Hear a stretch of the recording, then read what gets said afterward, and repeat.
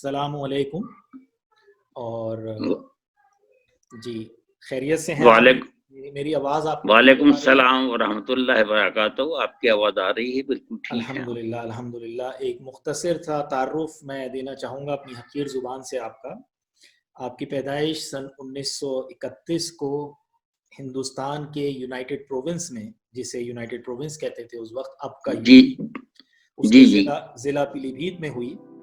तो जी बचपन से आपके घर में एक तालीमी कल्चर, एक सखावत का कल्चर था, और उसके चलते जो आपके तमाम अहम काम हैं, जिसमें अखबार नवीसी के साथ साथ, किताबें लिखने के साथ साथ सीरत निगारी के काम पे आपने काफ़ी काम किया है। हुजूर सल्लल्लाहु अलैहि वसल्लम की सीरत से लेके अंबिया अलैहिस्सलातु वस्सलाम, और उसके बाद तमाम बुजुर्गान दीन, सहाबा इकराम और खुलफाए राशिदीन, अहलुल बैत, ख़ास तौर से इमाम हसन, इमाम हुसैन रज़ी अल्लाह ताला अन्हु और हज़रत अली करमल्लाहु वजहो पे आपने किताबें लिखी। तो ये इस तरबियत का हिस्सा घर से, वालदा से और नानी से कैसे मिला? असल में बचपन से ही मेरी नानी जो थी वो बहुत ही वली सिफत खातून थी, और उनका एक ही सबक था जो हम रोज़ाना पढ़ाती थी कि बेटा अपने हुजूर सल्लल्लाहु अलैहि वसल्लम ने ये काम इस तरह किया है, तुम भी इसी तरह करना। तो मेरे जहन में ये ख्याल आया कि जब मैं बड़ा हो जाऊंगा तो हुजूर की सीरत लिखूंगा ताकि ये सब कुछ मुझे ज़ुबानी याद रहे। तो वहाँ से ये सिलसिला शुरू हुआ और आगे बढ़ता चला गया। माशाअल्लाह, अल्लाह ताला आपकी उम्र दराज करे। बस थोड़ा सा आपके बुजुर्गों की बात कर लें तो आपके परदादा जो हैं वो भी शायर थे माशाअल्लाह। जी हाँ, उन्होंने भी जी शेर व शायरी पे काफ़ी मेहनत की, और उनके कुल्लियात उनकी वफ़ात के बाद सन 1904 या 6 में मेरे ख्याल से आगरा से सबसे पहले शाया हुए थे। जी हाँ जलाल। अच्छा, और आपके दादा विसालुद्दीन साहब की भी वहाँ पे सियासी खिदमात भी रहीं, और साथ साथ इल्मी गुफ्तगू में काफ़ी कोशिश रही। उन्होंने घर के बच्चों को सबको अलीगढ़ पढ़ने भेजा, और डॉक्टर सर ज़ियाउद्दीन से बड़े ख़ास मामलात थे। तो कुछ इन दोनों मामलात पे थोड़ी सी रोशनी डाल दें मुख्तसर तरीके से। वो असल में दादा के दोस्त थे, और इसका सिलसिला वहाँ से है कि दारुल उलूम धुंधरी जो है वह अलीगढ़ मुस्लिम यूनिवर्सिटी से पहले बना था। तो दादा चूँकि वो उसके मुंतजिम थे अपने दारुल उलूम धुंधरी के, उसकी वजह से इनके मेरे ख्याल से ताल्लुकात हुए होंगे शुरू में, और फिर दोनों का मिशन एक था कि वो तालीम को आम करना चाहते थे। लिहाजा जो है उन्होंने जो है वो मिल के काम करना शुरू किया, और एक दफ़े हमारे अटकिया वो आए भी थे, उनका बड़ा शानदार इस्तकबाल हुआ था, और न्यू ईयर से लेके और ढकिया तक कारपेट बिछाया गया उनके लिए। बहरहाल ये उनकी दोस्ती थी दोनों की, और उन्होंने उन्हीं के मशवरे पे जो है वो तमाम बच्चों को अलीगढ़ में तालीम दिलाई। और फिर मेरे ताया भी थे जो, और बाद में वो असल में छोटे दादा के बेटे थे रियाजुद्दीन साहब, और उनको लंदन फिर तालीम के लिए भेजा गया, क्योंकि बीएससी एग्रीकल्चर उस ज़माने में हिंदुस्तान में नहीं होता था, सिर्फ कानपुर में स्कूल था एग्रीकल्चर का। तो इस सिलसिले में ये उनके ताल्लुकात रहे, और बात आगे इसी तरह बढ़ती रही। इल्मी माहौल पहले ही से था, और इसमें इसको मजीद जिला मिली इस तमाम जद्दोजहद से, क्योंकि ये सब ने महसूस कर लिया था कि मुसलमानों की परेशानी का बायस जो है इल्म की कमी है। तो यही चीज़ जो थी हज़रत इमदादुल्लाह मुहाजिर मक्की ने देवबंद बना के वहाँ से शुरू की थी। यही यहाँ भी सबकी जद्दोजहद थी, मुसलमान उसी पे ही काम कर रहे थे सारे। अच्छा, मैं बीच में थोड़ा सा एक सवाल पूछना चाहूँगा कि आपकी नानी साहिबा, जिनका आप अक्सर जिक्र करते हैं, उनका क्या इल्मी ताउन था, और किस तरह से आपकी कुछ यादें उनके साथ जुड़ी हुई हैं?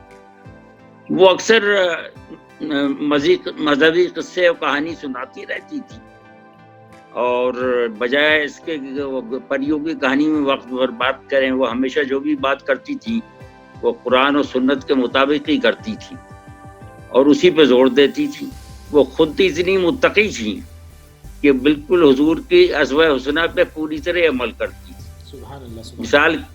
مثال کے طور پہ ان کا ایک گاؤں تھا, اس کی جو بھی آمدنی آتی تھی وہ پورے سال کی ہوتی تھی, لیکن صبح کو آتی تھی, شام کو وہ خرچ کر دیتی تھی. کہتی تھی کہ حضور اپنے گھر میں کچھ نہیں رکھتے تھے, لہذا میں بھی کچھ نہیں رکھتی. اچھا, والد صاحب جب علی گڑھ سے واپس آئے تو سن 1926 کی بات ہے یا سن 1930 کی, تو انہوں نے بھی کچھ اخبارات وغیرہ شروع کیے اور پیلی بھیت. جی ہاں, اسے الکمال نام کا اخبار جو ہے وہ پیلی بھیت سے شروع کیا تھا, اور وہ مسلم لیگ کا ترجمان تھا, جبکہ ایک دوسرا اخبار مرچنٹ جو تھا وہ کانگریس کا اخبار تھا. اچھا, تو ایک بس چھوٹی سی کچھ یادیں پکڑیا محلے کی, جہاں ڈکیا ہاؤس تھا جو آپ کے دادا کا بنوایا ہوا تھا, تو جی ہاں اس کی کچھ یادیں ہیں آپ کے ساتھ جڑی ہوئی ہیں, بچپن کے کچھ دوست, کچھ احباب, کچھ پیلی بھیت سے تعلق سے کچھ یادیں چھوٹی موٹی کچھ یاد ہو اگر. چھوٹی موٹی یادوں میں یہی ہے کہ وہاں اس کے قریبی جو تھا محلہ پنجابی سوداگران تھا, اور جیسے میں نے بہت سے اپنی تحریر میں بھی لکھا ہے, جو آپ نے میرا انٹرویو ریکارڈ کیا ہے پہلے, وہ اس میں یہ تھا کہ وہ سی احمد ایک صاحب تھے, وہ ان سے دوستی ہو گئی, اور ان کے پھر دکان تھی سائمن پارک کے قریب, وہاں جا کے میں اکثر بیٹھتا تھا ان کے یہاں. اس کے علاوہ روزانہ کا شغل میں بتایا میں نے کہ وہ یہ تھا کہ میرے ایک دوست تھے حامد جیلانی, وہ اور میں روزانہ جو ہے ساتھ جاتے تھے, اور ہمیں اس زمانے میں ایک آنا ملتا تھا جو بہت بڑی رقم سمجھی جاتی تھی. اس کی تفصیل میں بتا دیتا ہوں تاکہ لوگوں کو پتہ چلے کہ اس زمانے میں کیا اہمیت تھی. 1 روپے میں مہینے بھر کے لیے ملازم مل جاتا تھا, یہ تو 1 روپے کی ویلو تھی. ہمیں ایک آنا ملتا تھا جو 16 آنے کا ہوتا تھا. ایک آنے میں سے ایک صبح کو جو ہے وہ پرشادی ایک تھے ان کی, جا کے ہم 1 پیسے کی 2 کچہری لیتے تھے, وہ ایک میں کھاتا تھا, ایک وہ کھاتے تھے. اس کے بعد وہاں سے چلتے تھے تو چھوٹا چوک کہلاتا تھا پیلی بھیت میں, وہاں چلغوزے کی ایک دکان تھی, اور چلغوزے شہر میں ملتے نہیں تھے, تو وہاں جو ہے وہ وہاں سے 2 پیسے کی چلغوزے خرید کے باقی دن بھر کھاتے تھے. آپ کی ویڈیو اسٹاپ ہو گئی ہے, بسم اللہ کریے. کل ہم مہربان میں نے ایسے قصے ہیں بچپن کے, جب ہم تمہارے کبرا خالہ آپ کی کیا ہوتی ہیں؟ میری پر دادی, میرے والد صاحب کی نانی تھی. تو وہ ہماری خالہ تھی. جی جی. اور ہمارے نانا کا جو مکان تھا اس کے برابر میں ان کا مکان تھا. جی. اور ان کے گھر میں جو ہے وہ ایک شربتی کا بہت بڑا درخت تھا. تو ہم لوگ یہ کیا کرتے تھے, میں اور میری مومانی, اس زمانے میں مومانی نہیں تھی لیکن وہ کزن تھی میری والدہ کی, وہ آ جاتی تھی, وہ بھی چھوٹی تھی, تو ہم تنگ کرتے تھے انہیں, تو وہ نیچے سے جو ہے تنگ آ کے اس شربتی جتنی اوپر سے کہ ہم کو گراتے تھے, وہ آ کے بیچاری دے جاتی تھی پھر. جی. تو یہ جو رشتہ تھا کی بات کر رہے تھے آپ, تو وہ تمہاری پردادی جو ہیں وہ ہماری خالہ تھی. جی جی جی. ہماری نانی کی وہ جو ہے جزا بہن تھی. جی جی جی. اچھا, مہربان علی شاہ صاحب کے تعلق سے آپ نے بتایا تھا, وہ آپ کے نام کو لکھنے کے لیے اور نام پہ ذرا سا اس کو تھوڑا سا دہرائیں گے, کل والی جو بات آپ نے بتائی تھی. مہربان علی شاہ صاحب اس دوران آئے ہوئے تھے, وہ اکوڑا خٹک میں رہتے تھے, اور سال میں کبھی 1 دفعہ, سال 2 سال میں 1 دفعہ آتے تھے. اتفاق تھا کہ وہ آئے ہوئے تھے. تو ان سے میرے نانا نے کہا کہ اس کا نام رکھ دیجیے. تو انہوں نے فرمایا کہ نام تو اس کا شمس جیلانی, تو شمس الدین ہے. تو انہوں نے کہا کہ اس نام کے لوگ جو ہیں، نانا نے کہا کہ اس نام کے لوگ جو ہیں جلالی ہوتے ہیں. تو ان کا ٹھیک ہے، اس کے نام کے ساتھ احمد لگا دو، لیکن یہ نام تو اس کا یہی اللہ تعالیٰ کے آتا ہے. تو بہرحال نام پھر وہی رہا. اور اس کے بعد جو ہے اب میں نے بعد میں جو ہے اپنا ادبی نام اڈاپٹ کر لیا، شمس گیلانی. اب ساری دنیا اس نام سے جانتی ہے. تو یہ اور حضرت مہربان علی شاہ جب تک وہ حیات رہے ان کے تو ہمیشہ مجھے ساتھ رکھتے تھے جہاں کہیں بھی وہ جاتے تھے. ماشاء اللہ ماشاء اللہ. حالانکہ اس وقت میری عمر 4.5 سال کی تھی جب آخری دفعہ وہ ان کی ملاقات ہوئی. ماشاء اللہ ماشاء اللہ. اور اس کے بعد بھی ان سے رہنمائی جاری رہی. اچھا، مہربان علی شاہ صاحب شاہ جی میاں حضور کے مرید تھے، خلیفہ تھے، اور سلسلہ نقشبندیہ سے، مجددیہ سے ان لوگوں کا تعلق تھا. جی ہاں جی ہاں. اور یہ ماشاءاللہ اہل سادات میں سے تھے، اور خاص طور سے آپ نے بتایا خیبر پختون سے ان کا تعلق تھا. اور اس یہ بزرگان دین کہاں سے کہاں آتے تھے، کھمریا اور پنڈری میں تمام لوگوں میں ان کے مریدین بہت موجود تھے، عقیدت مند ان کے موجود تھے. جی. اور باقی آپ آگے جو ہے تھوڑا سا تذکرہ جو ہے، اور کس طرح سے جو ہے آپ کا پہلا آرٹیکل حریم میں چھپا، اور اس وقت کیا عمر تھی اور کیا ادبی ماحول تھا؟ میرا پہلا آرٹیکل جو ہے وہ 44 میں حریم میں چھپا تھا. اور حریم جو ہے لکھنؤ سے ایک پرچہ نکلتا تھا، اس کے ایڈیٹر سے نسیم انہونوی، اور ان کا یہ ایکانہ فنڈ والی گلی میں ان کا دفتر بھی تھا. اور یہ شوکت تھانوی کے عزیز تھے. اچھا اچھا اچھا اچھا اچھا. کچھ تصویریں ہیں میرے پاس، وہ میں دکھانا چاہوں گا آپ کو. جی جی بالکل بالکل. ایک سیکنڈ، یہ دیکھیے آپ. ابھی میں شیئر کروں گا اسکرین پہ تو آپ کو بھی دکھے گا اور مجھے بھی دکھے گا. جی، یہ تصویر کس وقت کی ہے؟ والد صاحب کی تصویر ہے، شاید سن 1961 کی ہے یا اس سے پہلے کی ہے. یہ تصویر تو کافی پہلے کی ہے میرے خیال سے. اور وہ یہاں اس وقت تک پاکستان نہیں آئے تھے، اس سے پہلے کی ہے. اس سے پہلے کی تصویر ہے. جی. اچھا، میرے پاس آپ نے جو کچھ تصویریں اور دی تھیں تو میں ان کو بھی جاتا ہوں. یہ آپ کی خود کی ایک تصویر ہے، اور میرے خیال کس 2016 کی ہے یہ؟ یہ تو یہی کی ہے، رچمنڈ کی ہے. رچمنڈ کی ہے. اچھا. یہ رچمنڈ، یہ میریکل والوں نے سب سے پہلے یہ جو لی تھی انہوں نے ہی لگائی تھی. اچھا، یہ تصویر بڑی یادگار تصویر ہے، اس پہ کچھ کہنا چاہیں گے آپ؟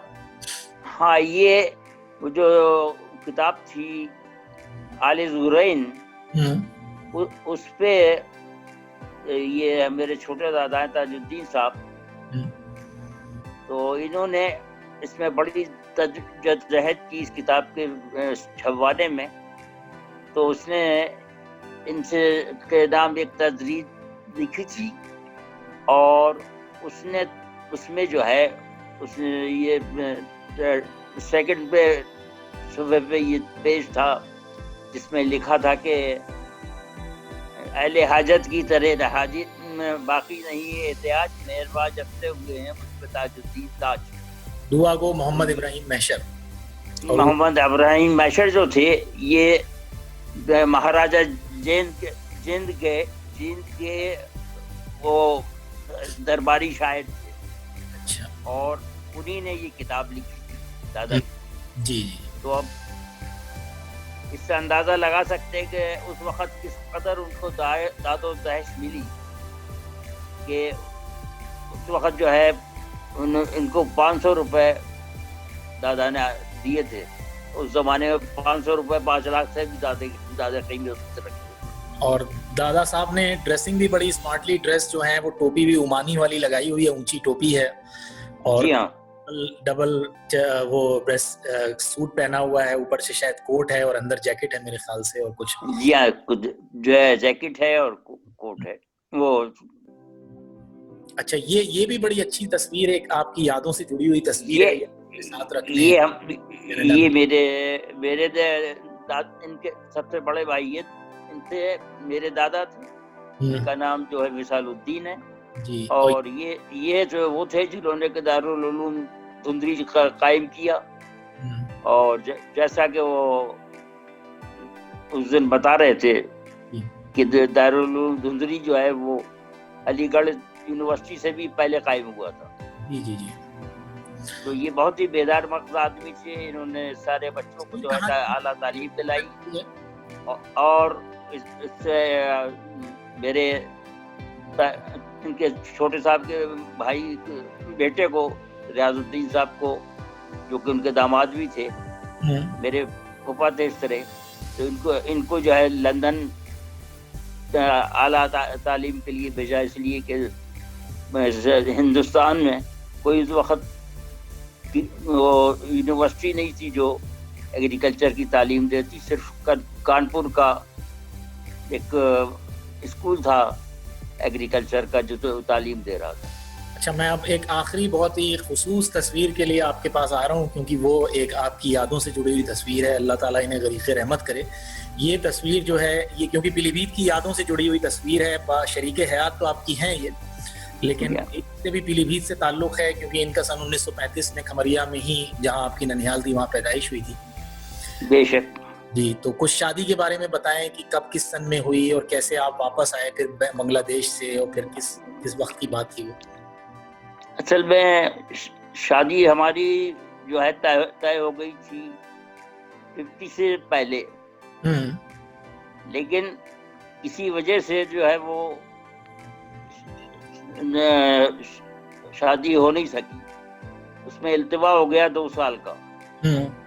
تو پھر میں چلا گیا اس دوران ایسٹ پاکستان, کیونکہ پیلی بھیت میں فسادات ہو گئے.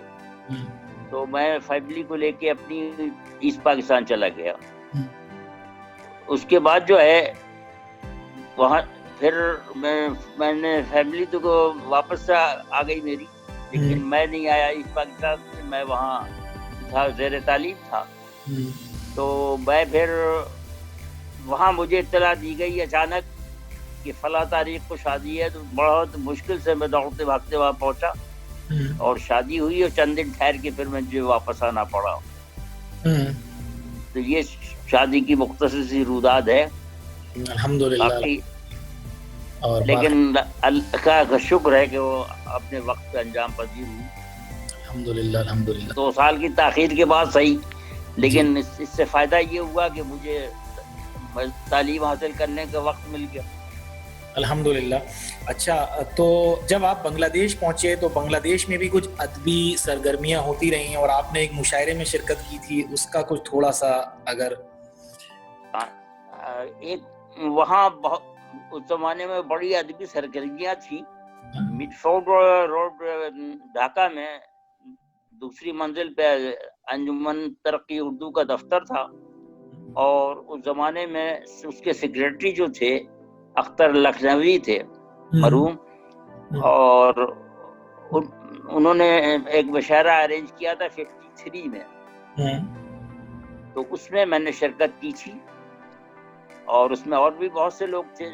شادانی صاحب کی صدارت تھی, اور باقی لوگ جیسے بہت سے تھے. اچھا, جی بتائیے, فرمائیے. باقی بھی اور بہت سے نام تھے, اب مجھے یاد نہیں ہے, بہت عرصہ گزر گیا. اچھا, اب یہ وہاں سے کراچی کا سفر کس سن میں ہوا, اور شپ کے ذریعے طے ہوا, اور کیسے شری لنکا سے ہوتے ہوئے پہنچے کراچی؟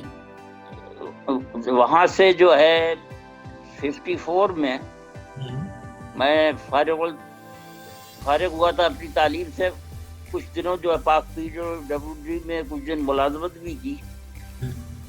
5-6 مہینے ہوئے میرے خیال سے تھا, میں اس میں تھا. لیکن مجھے اس کا ماحول بالکل پسند نہیں تھا, کیونکہ وہ محکمہ کسی اور قسم کا تھا, میں آدمی کسی اور قسم کا تھا. جی, میں نے اپنی پہچان جو ہے کہیں نہیں کھوئی. تو بہرحال وہ وہاں سے اسی دوران جو ہے میرے خالو کا ٹرانسفر ہو گیا, تو وہ کراچی چلے گئے, جانے لگے. تو میں بھی ان کے ساتھ چلا آیا, اور ایک جہاز تھا جو حاجیوں کو لے کے جا رہا تھا جانا اسے لے کے جانا تھا کراچی سے، تو اس میں کچھ جگہ پیسنجرز کی جگہ خالی تھی، تو اس میں ہم لوگ سب سوار ہو گئے، اور اس کے ذریعے جو ہے اس کا نام تھا سفینہ عرب. سفینہ عرب، اچھا اچھا اچھا. اور اسے اس زمانے میں 17 دن لگتے تھے جہاز کو پہنچنے کے، ڈھاکہ سے چٹاگانگ سے کراچی. تو 17 دن میں آپ چٹاگانگ سے کراچی پہنچے؟ جی ہاں، بس اس راستے میں کولمبو تھوڑی دیر ٹھہرا وہ جہاز، اور باقی چلتا رہا. 17 دن مسلسل سفر تھا. 17 دن مسلسل سفر تھا. پھر کراچی آ کے ایک نئی زندگی، ایک بچوں کی پرورش اور محنت اور ساری چیزیں، والدین دوبارہ سے پیلی بھیت سے اور انڈیا سے پھر واپس لوٹ کے آئے، اور پھر ایک نیا تسلسل شروع ہوا زندگی کا. اس جدوجہد میں آپ مصروف رہے، اور پھر جب ان سب سے فراغت حاصل ہوئی تو آپ کینیڈا 1990 میں تشریف لائے. جی ہاں، وہاں آتے ہی مجھے جو ہے وہ ملٹری انجینئرنگ سروس میں مجھے ملازمت مل گئی. الحمدللہ یہ اللہ کا بڑا کرم ہے میرے اوپر کہ کہیں مجھے سیٹل ہونے میں کوئی پریشانی نہیں ہوئی. تو میں بآسانی کراچی میں سیٹل ہو گیا، اپنا مکان بھی وہاں بنا لیا. پھر سفر پہ سفر چلتا رہا، کیونکہ میری جدوجہد تھی کہ میں کم سے کم اپنا وہ مقام دوبارہ حاصل کر لوں جو انڈیا میں حاصل تھا. تو اس میں اللہ نے بڑی کامیابی دی مجھے، اور میں وہاں پالیٹکس میں بھی رہا، سوشل ورک میں بھی رہا پاکستان میں. اور اس کے بعد 86 میں دیکھا کہ وہاں کے حالات جو ہیں وہ بہت خراب ہو گئے. تو مجھے اپنی بہت بڑی بزنس تھی اس کو بند کر کے پھر میں نے جو ہے وہ میں امریکہ آیا. یہاں آ کے میں نے دیکھا تو مجھے یہ پسند نہیں آیا. پھر میں واپس گیا، اور اس کے بعد جو ہے کینیڈا میں کے لیے میں نے اپلائی کیا. تو وہ کہنے لگے کہ سارے دنیا جو ہے وہ کینیڈا سے امریکہ کی طرف کھسکتی ہے، آپ امریکہ کی سے کیسے کینیڈا کی طرف آ رہے ہیں؟ جی جی. تو میں نے کہا اس کی وجہ یہ ہے کہ مجھے 2 چیزیں پسند ہے کینیڈا کی. ایک تو یہ ہے کہ یہ پورا منش ملک ہے، دوسری یہ ہے کہ میں شاعر ہوں، ادیب ہوں، اور ہر شاعر و ادیب جو ہے نیچرل بیوٹی کا بہت ہی فین ہوتا ہے. بالکل. تو یہ جو آپ کا علاقہ ہے پارٹیکولرلی برٹش کولمبیا، یہ دنیا کا ایک خوبصورت ترین علاقہ ہے. مجھے یہ پسند آیا، اس لیے میں واپس آیا ہوں اس کو وہاں جانے کے لیے.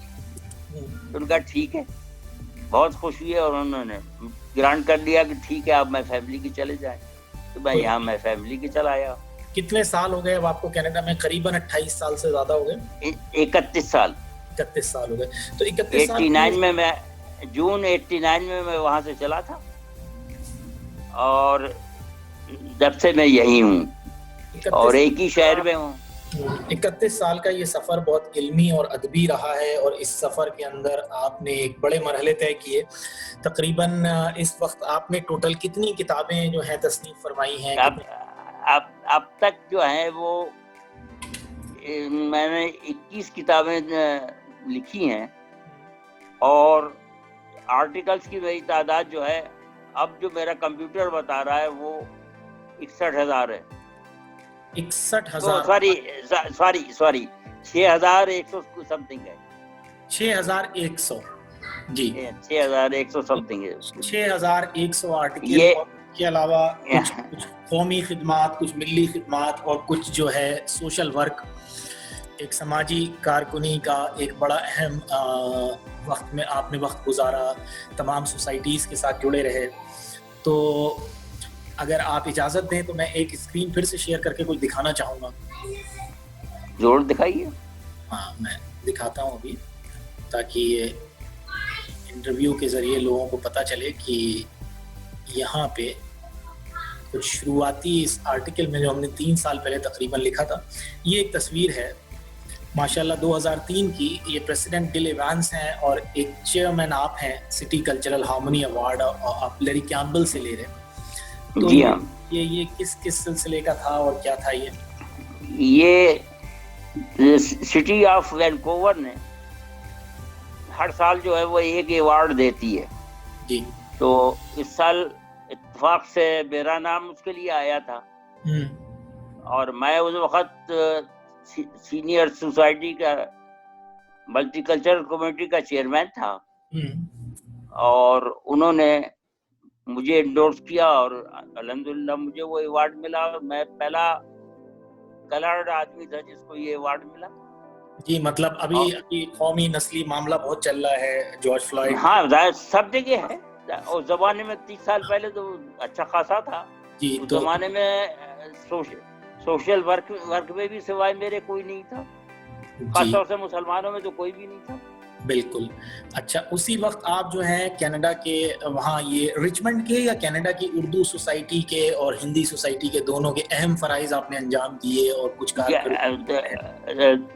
اردو کا پریزیڈنٹ تھا میں اور فاؤنڈر بھی تھا. یہ رچمنڈ کی سوسائٹی تھی یا کینیڈا کی تمام؟ نہیں یاد کینیڈا کی اردو ایسوسیشن اس کا نام تھا. پوری کینیڈا اردو ایسوسیشن تھی, پورا ملک پوری. جی ہاں. اور ہندی تو اس کا ہندی جو تھی وہ وینکوور کی تھی. اچھا وہ وینکوور کی ہندی سائنسداں پرشد اور اس کا میں جنرل سیکرٹری تھا اور اس کا میں صدر تھا. اس کے صدر تھے. اچھا ان سب چیزوں میں تھوڑا سا ایک ذکر ہو جائے کہ یہ جو کتاب تھی حقوق العباد اور اسلام, اس کتاب کا بڑا ریکگنیشن تھا اور یہ کتاب پھر ہندی میں بھی ٹرانسلیٹ ہوئی, اتم ہے انسان. نہیں اس میں آپ تھوڑا سا بھول رہے ہیں. اتم ہے انسان الگ کتاب ہے اور حقوق العباد اور اسلام الگ ہے. جی ہاں, حقوق العباد کا انگریزی میں ترجمہ ہوا ہے ہاں اور ہندی میں نہیں ہوا ہے. ہندی میں اتم ہے انسان کا ہوا ہے. ہاں میری شاعری کی کتاب ہے. اچھا تو یہ جو کتاب تھی یہ حقوق العباد اور اسلام, اس کے بارے میں یہ دیکھیے آپ کو ایک ایوارڈ مل رہا ہے, میں نے پھر تصویر شیئر کی ہے. Shams Jilani receiving best writer awards of miracle community newspaper for حقوق العباد and Islam from deputy premier of British Columbia honourable Christy Clark in 2002. جی تو اس کے بارے میں کچھ بتائیں تھوڑا سا.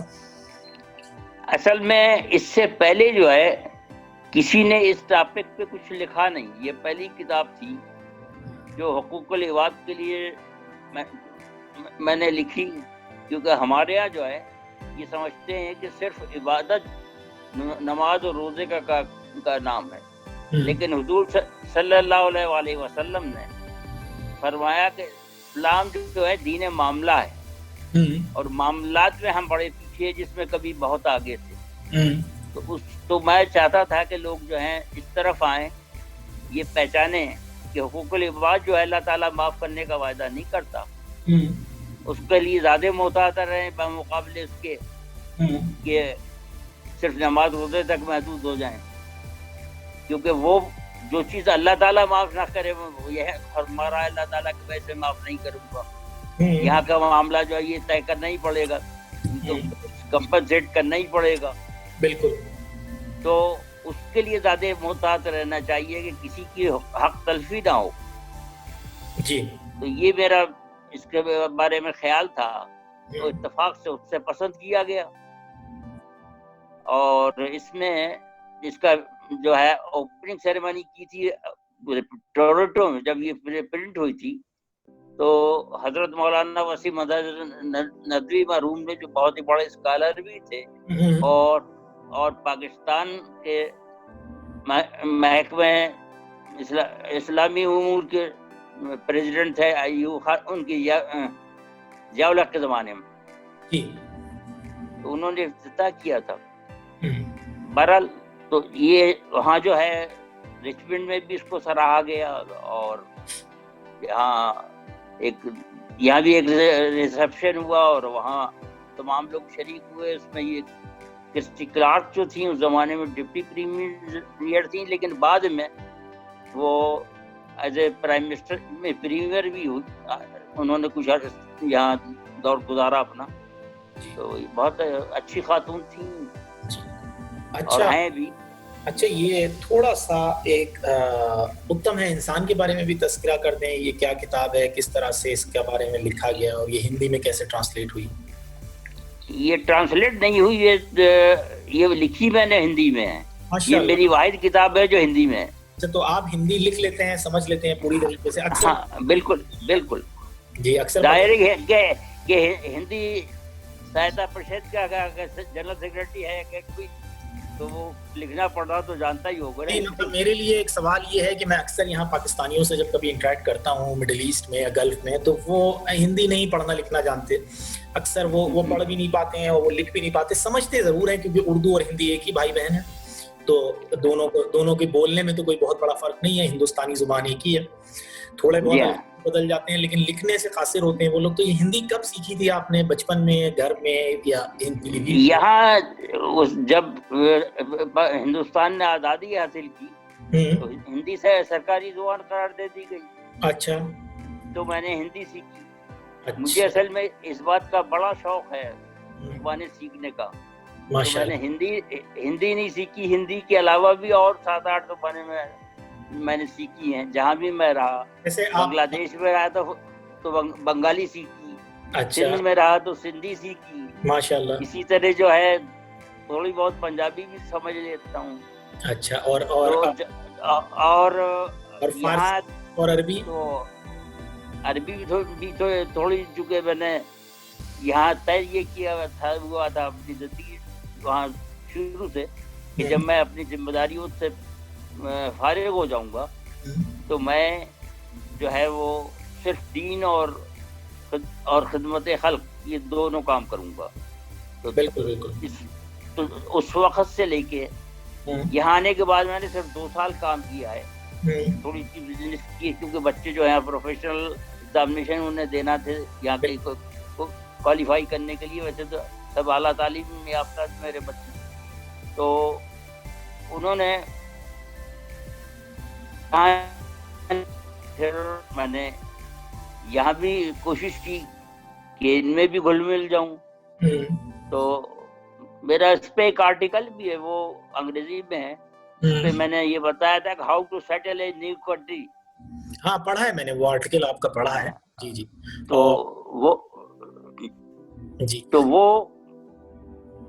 تو یہاں آنے کا میرا مقصد جو تھا وہ صرف اسلام اور خدمت خلق کرنا تھا، یہاں آ کے کمانا نہیں تھا.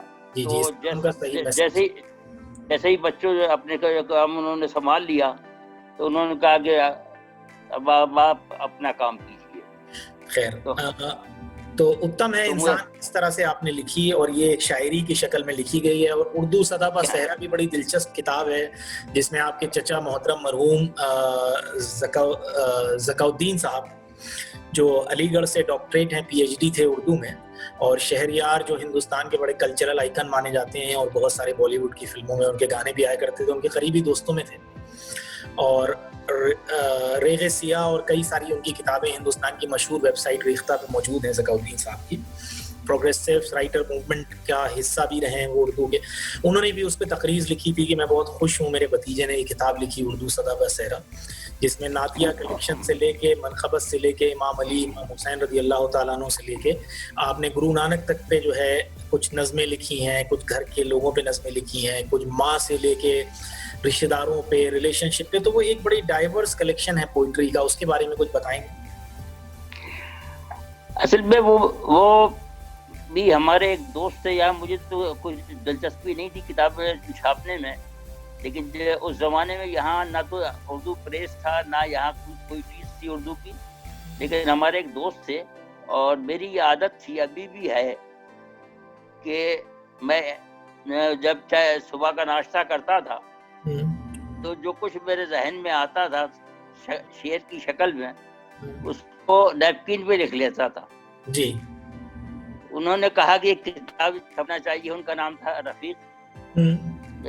اور میں نے کہا میرے پاس تو اور کچھ نہیں ہے کہ نیپکن ہے، آپ اس میں سے جو منتخب کریں وہ لیتے جائیں، کتاب بنا لیں.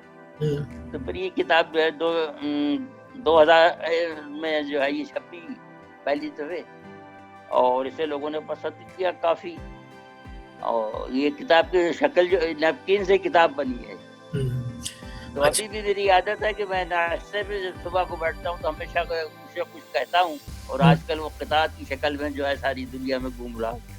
ماشاء اللہ۔ اور یہ جو آپ کی کتابیں اس کے علاوہ سیرت نگاری پہ ہیں، اس میں ایک بڑا اچھا پہلو دیکھنے کو ملتا ہے، اس میں آپ نے بہت ساری تاریخی کمپیریزنس بھی کیے ہیں، جیسے روشنی ہیرا سے ہے، یا حضرت امام علی رضی اللہ تعالیٰ عنہ، امام حسین، امام حسن، اور کچھ انبیاء علیہ الصلوۃ والسلام پہ جو کتابیں ہیں اس کا حضرت پورے اہل بیت پہ، حضرت فاطمہ سلام اللہ علیہ پہ ہے، حضرت امام حسن پہ ہے، امام حسین پہ ہے، حضرت علی پر ہے، اور تینوں چاروں خلفائے راشدین پر بھی ہے۔ اس کے علاوہ جو ہے صحابیات پہ ہے جو بہت کم لوگوں نے لکھی ہے۔ تو یہ تو مختلف وہ ہیں جو ہیں، یہ 11 جو ہیں، اس میں 21 کتابوں میں سے 11 جو ہیں وہ سیرت پہ ہے، جو اس میں مختلف، اور اس میں قصص الانبیاء بھی ہے، عشر مبشرہ بھی ہے، بہت سی کتابیں ہیں۔ اچھا، تو اس کے علاوہ جو ہے مختلف سبجیکٹ پہ ہیں دوسری کتابیں، جی جی جی، اچھا، جیسے کہ ایک آپ کے ساتھ بھی ہے، جی بالکل بالکل، تاریخ پہ، جی جی بالکل، وہ ایک کمیونٹی کی تاریخ پہ ہے جو پنجابی قوم مائیگریٹ کر کے اتر پردیش میں خاص طور سے بریلی اور پیلی بھیت میں آ کے آباد ہوئی، اس کمیونٹی کا پورا سوشو کلچرل بیک گراؤنڈ پہ کتاب ہے، اور آپ کی اس میں بہت نایاب خدمات اور بہت ساری ایسی چیزیں مجھے ملی، اینیکڈوٹس، کتابیں اور ریفرنسز اور کئی آپ کے مشورے، جس کی وجہ سے وہ مکمل ہو پائی الحمدللہ۔ اچھا، ڈائبٹیز والی یہ کتاب آپ نے، وہ بالکل مختلف پہلو ہے، وہ کیا تھا؟ وہ اصل میں میرے ایک دوست تھے ڈاکٹر، ہاں، تو وہ ڈائریکٹر آف ڈائبیٹک ایجوکیشن تھے اس وقت، جی، تو میرے ان سے ملاقات جو ہے وہ بھی عجیب ہوئی کہ میں خود ڈائبٹیز کا مریض تھا، اور اس زمانے میں یہاں ٹریننگ کا سلسلہ تھا، جو نئے آتے تھے وہ ٹریننگ دیتے تھے ڈائبٹیز، تو اسی دوران رمضان شریف آ گئے، تو انہیں وہ کیس ریفر ہوا کہ یہ صاحب جو ہے روزہ رکھنا چاہتے ہیں رمضان شریف میں، ایسی کوئی مثال ہے کہ ڈائبٹیز کا مریض روزہ بھی رکھے؟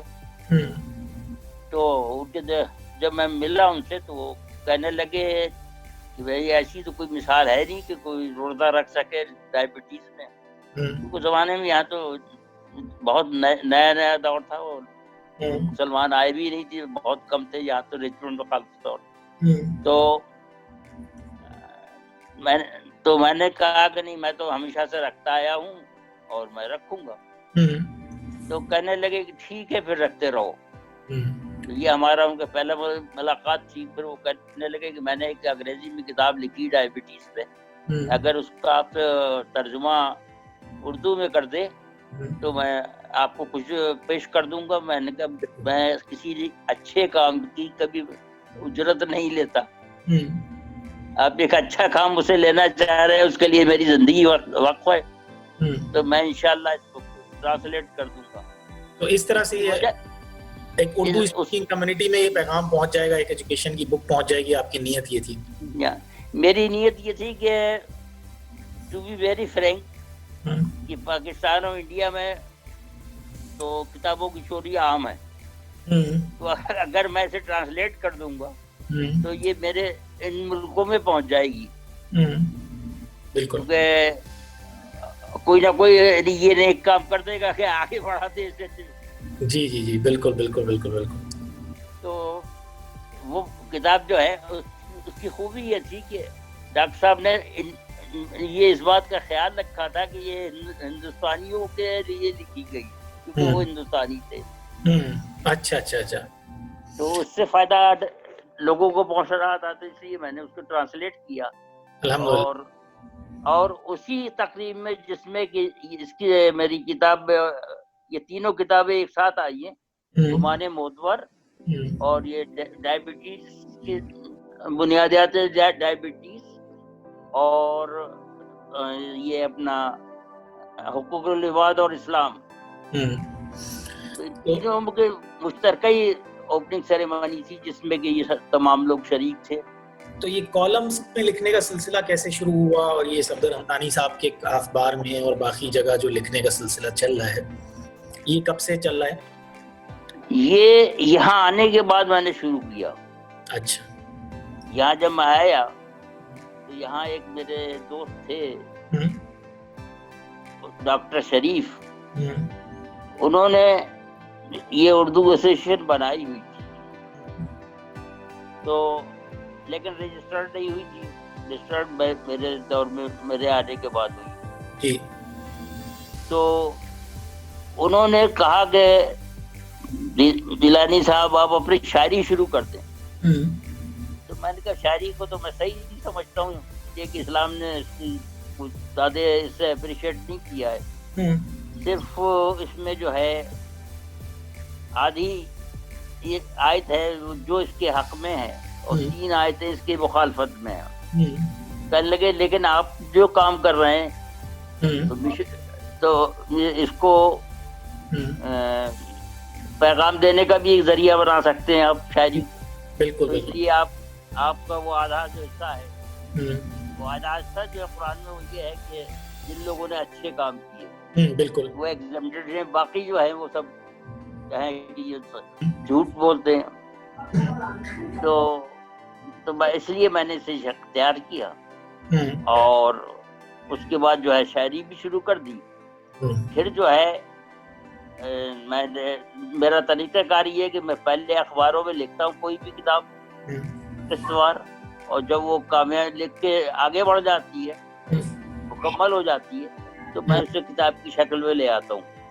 اب انشاءاللہ آپ ٹرانسلیٹ کر رہے ہیں میری ایک کتاب کو، جی جو کہ حضور کی سیرت مبارکہ پہ ہے، جی. اور انشاءاللہ تاریخ میں آپ کا نام رہے گا. وہ 2 اخباروں میں چھپ رہی ہے، ایک عالمی اخبار لندن میں اور دوسری جو ہے وہ کمیونٹی نیوز رچمنڈ میں.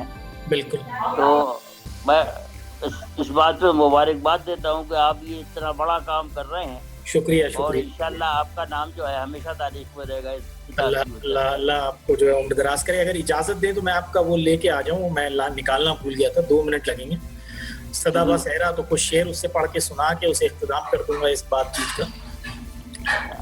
ضرور. اس کے صدا با صحرا کے علاوہ جو گمان معتبر ہے وہ آپ کے پاس کیونکہ نہیں ہے.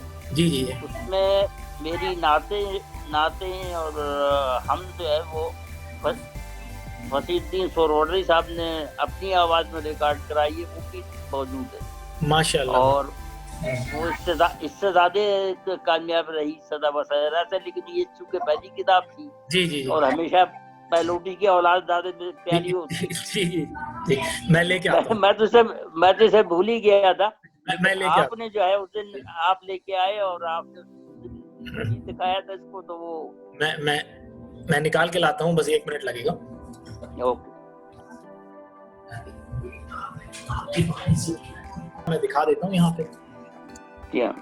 یہ اس طرح سے اس کا کور پیج ہے اور یہ اس کا بیک کور ہے، اور اس پہ ماشاءاللہ پیچھے ایک شعر لکھا ہوا ہے: ہم کبھی گردش حالات سے مایوس نہیں، بس یقین شرط ہے جذبوں کے ابھر آنے کو. جی جذبوں کے ابھر آنے کو. جذبوں کے ابھر آنے کو. جی. اور پھر اس میں مختلف پہلوؤں پہ بیداری پہ ہے، راز زندگی پہ ہے، تقلید پہ ہے،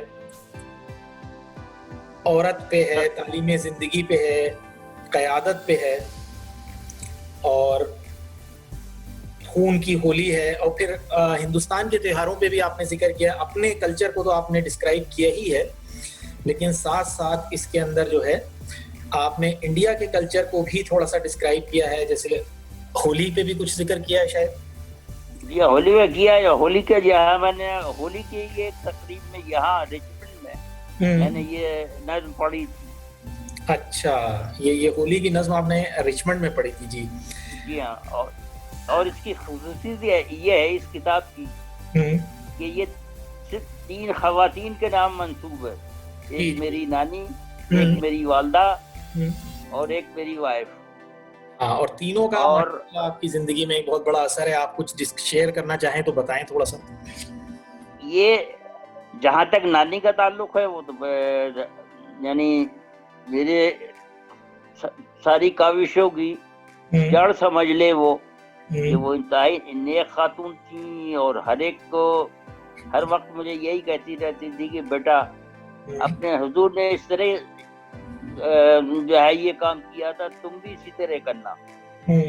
تو وہاں سے میرے دل میں یہ شوق پیدا ہوا کہ میں کیوں نہ حضور کی سیرت مبارکہ لکھوں، اور اس کے بعد پھر یہ شوق پیدا ہوا کہ لوگوں سے کہوں کہ اس پہ عمل کرو. جبکہ حضرت زین العابدین سے ایک روایت ہے کہ ہم اپنے زمانے میں حضور کی سیرت اس طرح پڑھا کرتے تھے جیسے قرآن شریف پڑھتے ہیں. بالکل. اس سے فائدہ یہ تھا کہ قوم جو ہے یہ جانتی تھی، خود ہی جانتا تھا ہر بچہ کہ حضور کی سیرت کیا ہے، اور کسی سے پوچھنے کی ضرورت نہیں تھی اس کو. بالکل. کیونکہ وہ حضور کی سیرت ہی جو ہے وہ ایک مکمل کتاب سمجھ لیجیے، چونکہ ہر ایک چیز پہ انہوں نے عمل کر کے دکھایا ہوا. اور گرو نانک پہ بھی خاص طور سے ایک ہے گرو نانک. اور جی دوسری جو ہے وہ میری والدہ تھی. جی وہ تصویر آپ کے پاس ہے میرے خیال سے، لیکن ابھی تک آپ نے ہاں وہ میں اس پہ لکھ نہیں پایا ہوں. جی انشاءاللہ لکھوں گا جلدی جلدی، اللہ نے خیر کیا. جی جی میں انشاءاللہ اس پہ لکھوں. تو تیسری تصویر جو ہے وہ میری تیسری شخصیت جو میری وائف کی ہے. اور لوگ بہت کم بیویوں کا اعتراف کرتے ہیں، کیونکہ خواتین کا اعتراف کرنا کثر شان سمجھتے ہیں بہت سے مرد. میں نے ہر محفل میں ہر جگہ ہر پبلک میں برسر عام ہمیشہ میں نے اپنی بیوی کی خدمات کو بہتر رہا. اور آج بھی میں یہی کہتا ہوں کہ میں جو کچھ ہوں وہ ان 3 خواتین کی وجہ سے ہوں. اور اس میں سب سے بڑا پارٹ چونکہ میرے ساتھ 65 سال رہی ہیں میری وائف، تو ان کا بڑا کردار ہے اس میں. اور آگے بڑھ. ان کا انتقال کب ہوا تھا، کس سن میں ہوا تھا؟ ان کا 16 میں ہوا تھا. 16 میں ہوا تھا. 5 مارچ 60 میں 16 نہیں جی جی 16 2016 16 میں تو آپ کی زوجہ محترمہ کا انتقال ہوا تھا. میں والدہ کا کب ہوا تھا؟ والدہ کا ہوا تھا 62 میں. 62 میں جی جی 62 میں پاکستان میں ہی انتقال ہوا ان کا. جی وہ ان کا پاکستان میں ہی ہوا. نانی کا بھی پاکستان میں ہی آ کے ہوا. وہ میری بہت ہی زیادہ چونکہ مجھ سے پیار کرتی تھی وہ یہاں آ گئی. اچھا نانی بھی پاکستان آ گئی تھی؟ وہ بھی یہاں آ گئی. ان کا جو ہے وہ PCHS کراچی میں ہے، اس کے قبرستان میں وہ دفن ہے. اچھا. آپ نے ایک شعر لکھا، مطلب پوری نظم لکھی ہے. میں کچھ شعر پڑھ کے سنا دیتا ہوں. اس میں اس میں شبہ نہیں گرو نانک مہان ہے، اس میں شبہ نہیں گرو نانک مہان ہے. ہندو ہو مسلمان ہو دونوں کی جان ہے. گیتا کی یاد ان کو وہ اہل قرآن ہیں، پیارے تھے میاں میر کو بھکتی کی آن ہے. آگے تو بڑی لمبی ہے یہ ماشاءاللہ. آخر کے 2 شعر پڑھ دیتا ہوں. رب نے جہاں میں بھیجا تھا واپس بلا لیا، ایک اور آسمان تھا زمین نے ایک اور آسمان تھا زمین نے جو کھا لیا. ایک اور آسمان تھا زمین نے جو کھا لیا. جی جی اس شعر کی ذرا تشریح فرما دیں، اور اس کے بعد پھر جو ہے ہم اپنی بات چیت کو ختم کریں گے. یہاں پہ بہت سے لوگ جو ہیں ہندوستان میں پیدا ہوئے، دنیا میں پیدا ہوئے، اور آخر میں ان کا انجام یہی ہوا کہ موت ہر ایک کو مرنا تھا. جی گرو جی کے ساتھ بھی یہی ہوا کہ گرو جی کو جب ان کا انتقال ہوا وہ اتنے پاپولر تھے کہ مسلمان کہتے تھے کہ ہم ان کو دفن کریں گے، ہندو اور سکھ کہتے تھے کہ ہم ان کو جلائیں گے. تو اس کا آخر میں جو ہے لوگوں نے جب اس پہ سے چادر ہٹائی جنازے پر، تو وہاں پھول تھے تھوڑے سے رکھے ہوئے، وہ دونوں نے بانٹ لیے. ایک نے لے جا کے بازار بنا دیا، ایک نے جلا دیا. تو اس طرح سے یہ آپ نے ہندو مسلمانوں کی ساجی ایکتا پہ بات کی.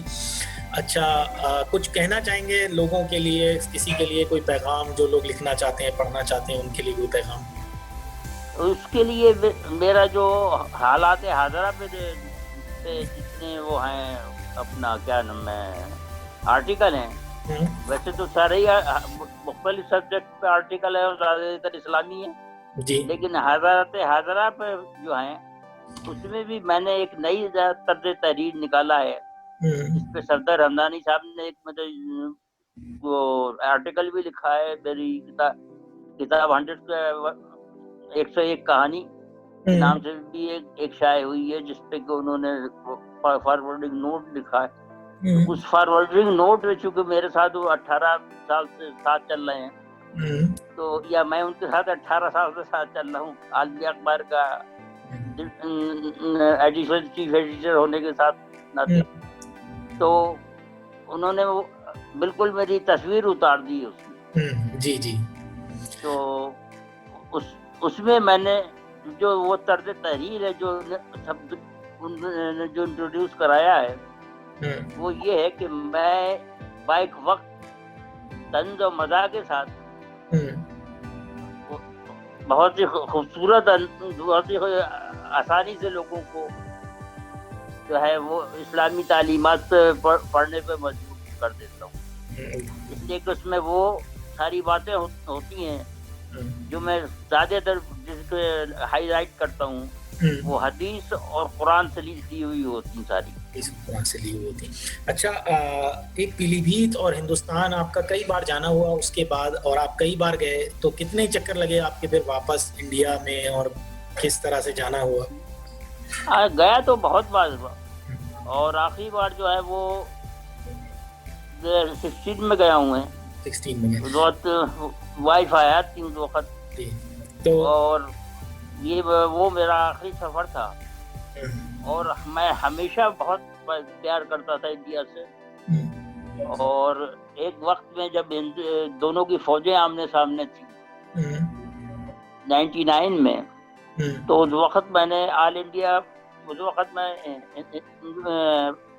पाकिस्तान इंडिया फ्रेंडशिप सोसाइटी का प्रेसिडेंट था और एक कमल साहब यहाँ हैं वो अभी वो जनरल सेक्रेटरी थे।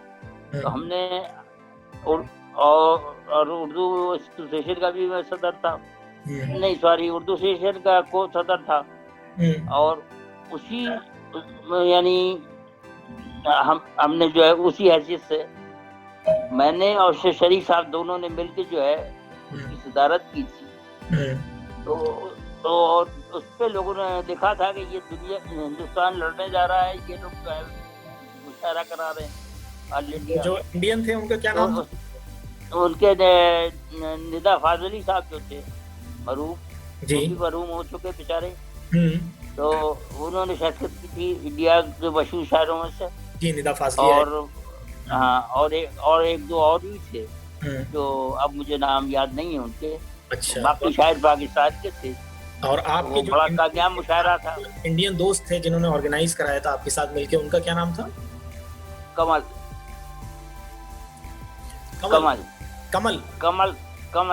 यहाँ असल में कमाल कहते हैं बजाय कमल के। कहाँ के थे वो रहने वाले, कहाँ के? वो तो पंजाब के हैं और अभी भी हैं, उनका वीडियो का बहुत बड़ा कारोबार है। अच्छा अच्छा अच्छा अच्छा अच्छा। तो कुछ पीलीभीत की यादों में कहना चाहेंगे कुछ? पीलीभीत की तो यादें हैं सारी, और मेरे ख्याल से हमने पिछली सिटिंग में नहीं उस पर बात कर ली थी। जी उस पर हमने बात कर ली थी, लेकिन आखिर में ये करना चाहूँगा कि ये एक बड़ा अच्छा सा शेर है जहाँ पे आपके दादा मोहतरम दफन है। ये डिस्ट्रिक्ट गैजेट है पीलीभीत का जहाँ पे जिक्र किया हुआ है 3 उर्दू शायरों का। जलाल आपके परदादा होते हैं, बहादुरगंज में पैदा हुए, कुल्लियात जलाल लिखी और इनका इंतकाल 1904 में हुआ। फिर हाफिज पीलीभीती साहब थे, ये भी बड़े शायर थे, 1929 में इनका इंतकाल हुआ। काजी हाफिज खलील इनका नाम था। और तीसरे सुरूर जहानाबादी थे, ये भी एक शायर बड़े मशहूर गुजरे हैं। ये काइस थे, दुर्गा साहे इनका नाम था। ये 3 हम आस पास इनके इंतकाल हुए। इन तीनों के काम बड़े हैं, उर्दू नुमाया हैं। और ये एक आपके जहाँ पे दादा दफन है वहाँ एक शेर लिखा हुआ है, फर्शे गुल बिस्तर था अपना खाक पर सोते हैं अब, खश्ते ज़ेरे सर नहीं या तकिया, खश्त ज़ेरे सर नहीं, हाँ खश्त ज़ेरे सर नहीं या तकिया था जानुए दोस्त। जी तो ये बड़ा अच्छा शेर है जी। جی یہ ان کا مزار جو ہے پیلی بھیت میں ہے جی یہ وصال الدین صاحب کا مزار ہے یہاں پر تو جی جی وہاں تاج الدین صاحب کا وہی ڈھکیائی میں ہے ہوں اور وہ اس کا کیا نام جلال الدین صاحب کا ڈھکیائی میں مزار ہے ہوں اور ان کے ساتھ میں جو ان کے پیر سے وہ دفن ہے ان کا نام ہے صاحب امام محمد صاحب. اچھا اچھا اچھا اچھا. تو اور یہ مسجد اور کے میں ساتھ جو مزار ہے وہ پیر بخش صاحب کا ہے وہ تو بہادر گنج میں. اس طرح سے پیلی بھیت کی یادیں آپ کے ساتھ زندہ ہیں آج بھی الحمدللہ. 50 سال سے زائد ہو گئے آپ کو مائگریشن کرے ہوئے, قریب 70 سال ہو گئے. جی ہاں بالکل. جی تو میں بہت بہت شکر گزار ہوں. ریکارڈنگ کو بند کرتا ہوں اور یہ یہاں سے اجازت چاہتا ہوں 1 منٹ. اور